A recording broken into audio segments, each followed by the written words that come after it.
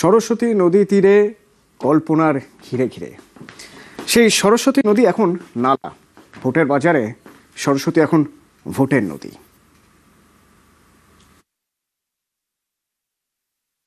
সরস্বতী নদী তীরে কল্পনায় ঘিরে ঘিরে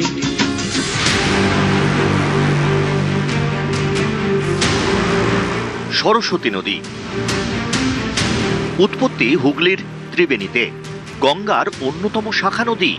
হুগলি ও হাওড়া জেলার মধ্যে দিয়ে প্রবাহিত হয়েছে। হাওড়া সাঁকরাইলে ফের মিশেছে গঙ্গায়। একসময় এই নদীতে চলত বাণিজ্যিক জাহাজ। এই নদীর তীরেই সপ্তগ্রাম বন্দর, যা একসময় ছিল বাংলা বাণিজ্যের অন্যতম কেন্দ্র। মনসামঙ্গল কাব্যেও উল্লেখ রয়েছে এই সরস্বতী নদীর। এখানে বাণিজ্য হতো, এখানে 4 শতকের বাণিজ্য করেছে, নৌকো যেত, জাহাজ। এটা তখন তো রোডের কোনো ব্যাপারই ছিল না, এইটা দিয়েই আদি সপ্তগ্রাম বন্দর। এ হেন সরস্বতী নদী এখন যেন নালা। এখন সরস্বতী নদীর পরিস্থিতি যা, ওদিকে জল হাতে নেওয়া যায় না, জল কালির মতন হয়ে গেছে, অশুদ্ধ। মানে এই জল কোনো জায়গায় যে চাষিরা চাষ করে মাঠে উঠে এলেও জল দূষিত, এইরকম বানায় ভর্তি হয়ে গেছে, মশা মাছি সাপ গোপ, কেমিক্যালে ভর্তি হয়ে গেছে।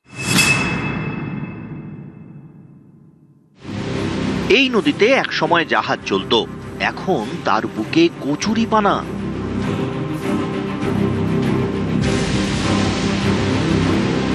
এক সময়ে প্রতি বছর বর্ষায় ফুলে ফেপে উঠত সরস্বতী, ভাসত দুপার। এখন এসব যেন গল্প কথা। দেখলে বোঝাই যাবে না এটা নদী নাকি কচুরিপানায় ভরা কোনো জলাশয়। সরস্বতী নদীর দুধারে রয়েছে একাধিক কলকারখানা। এসব কারখানার বর্জ্য পদার্থ কেমিক্যাল মেশে নদীতে। নদীর বুকে এভাবেই রোদ জমে দূষণের বিষ।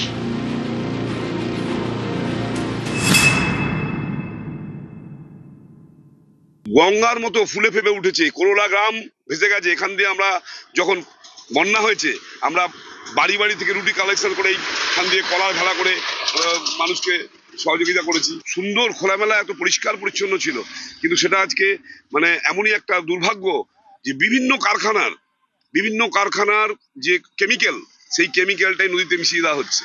বিভিন্ন এলাকার ড্রেন, বিভিন্ন এলাকার আবর্জনা, সেগুলো নদীতে ফেলে দেওয়া হচ্ছে।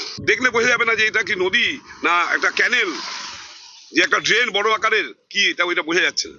সামনে এত ভোট আসছে, এত দল চেঞ্জ হচ্ছে, এত সরকারি সংগঠন আসছে, সবাই কিছু অনেক রকম প্রতিশ্রুতি দিচ্ছে যে ভালো ভালো কাজ করব, বিভিন্ন রকম ভাবে সমাজকে ভালো রাখবো, দেশকে ভালো রাখবো, নগর উন্নয়ন করব।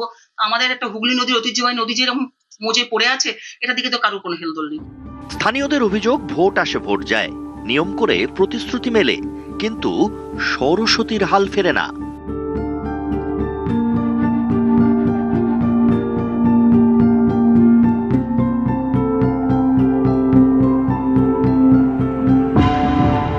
এবারও ভোট প্রচারে সরস্বতীর হাল ফেরানোর প্রতিশ্রুতি।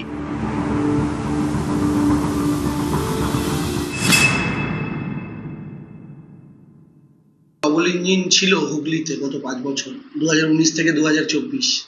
সেন্ট্রালে বিজেপির গভর্নমেন্ট, আর এখানে ছিলেন বিজেপির এমপি।